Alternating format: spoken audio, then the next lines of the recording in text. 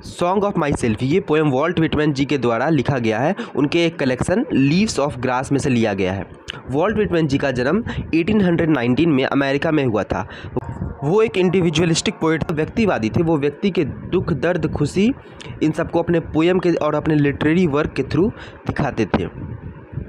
पहले उनका काम जो है अमेरिका में ऑब्सीन माना जाता था, गंदा और अश्लील माना जाता था, लेकिन वो बाद में इंग्लैंड में अप्रिसिएट किया गया और उनके मरने के बाद भी अमेरिकन्स उनके वर्थ को, उनकी योग्यता को पहचाने और उनके मतलब समझे कि वो कितने महान कवि थे।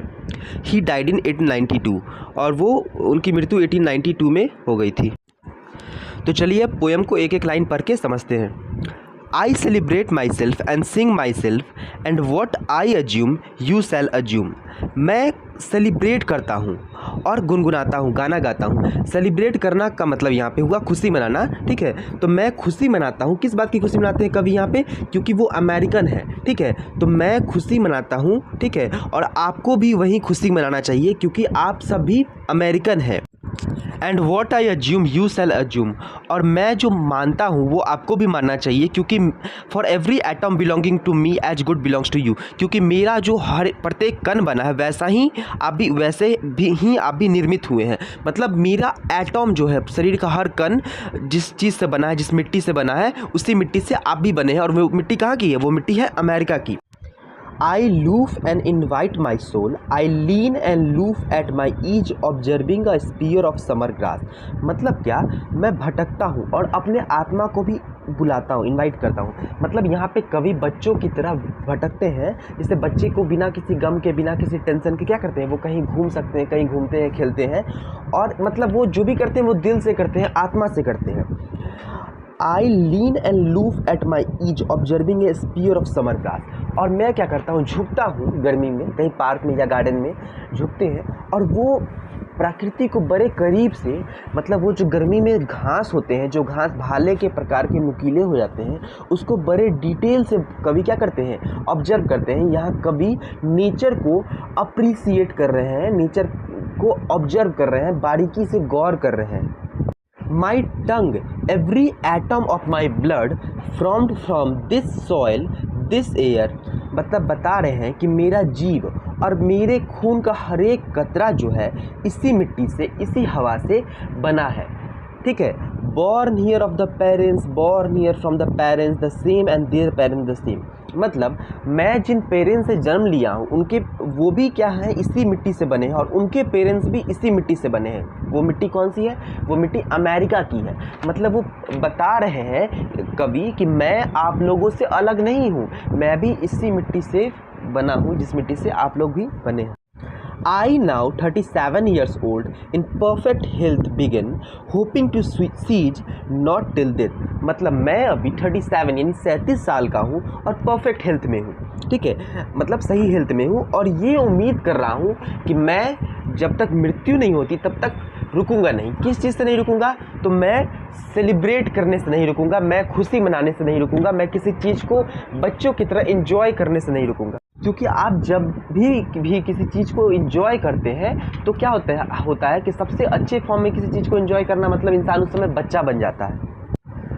क्रीड्स एंड स्कूल्स इन अबियंस बोल रहे हैं कि अब जब वो बच्चे बन के वो इंजॉय कर रहे हैं, सोच रहे हैं, एक एक चीज़ को ऑब्जर्व कर रहे हैं, तो वो बोल रहे हैं कि जो क्रीड्स है यानी जाति है और जो धर्म है, जाति धर्म क्या होता है? इंसान को सोचने का तरीका देता है।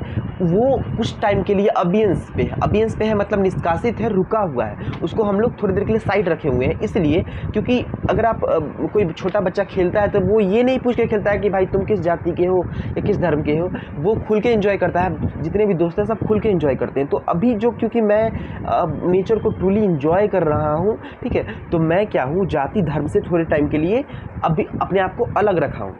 Retiring back a while sufficed of what and what they are but never forgotten।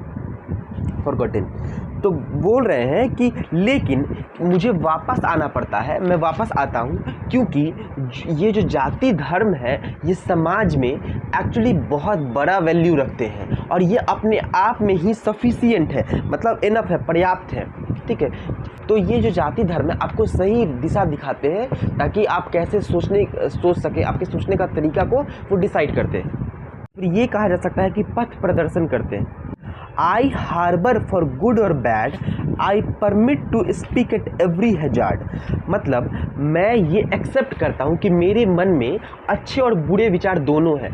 ऐसा होता है ना, कुछ लोग बोलते हैं कि नहीं मैं सिर्फ अच्छा सोचता हूँ, तो नहीं, यहाँ कभी एक्सेप्ट कर रहे हैं, कन्फेस कर रहे हैं कि उनके मन में अच्छे और बुरे विचार दोनों हैं। और मैं अपने आप को ये इजाज़त देता हूँ, या फिर ये कह सकता हूँ कि मेरे पास ये इजाज़त है कि मैं हर एक रिस्क पे, हर एक चीज़ पे बोल सकूँ, हर एक चीज़ पे अपना ओपिनियन क्या कर सकूँ, रख सकूँ।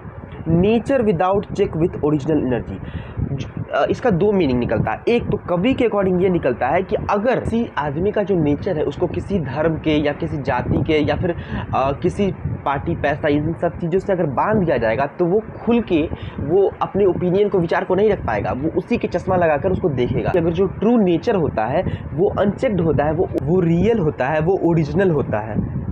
और इसका दूसरा अर्थ ये है कि जो नेचर है, जो प्रकृति है, वो अगर ओरिजिनल फॉर्म में है तो वो कोई सही ढंग से या फिर फिल्टर या एडिटेड नहीं होगी।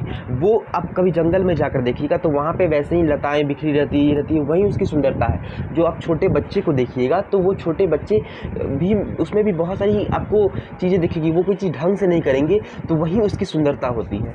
ठीक है, तो जो रियल नेचर होता है वो अनचेक्ड होता है, वो मतलब कोई चीज़ से एडिट नहीं किया था, उसको सही नहीं किया था, वो जो होता है अपने ट्रू फॉर्म में, अपने ओरिजिनल फॉर्म में होता है। तो वीडियो को लाइक कीजिए, सब्सक्राइब कीजिए और शेयर कीजिए, और कमेंट सेक्शन में ज़रूर बताइए कि आपको ये पोएम कैसा लगा।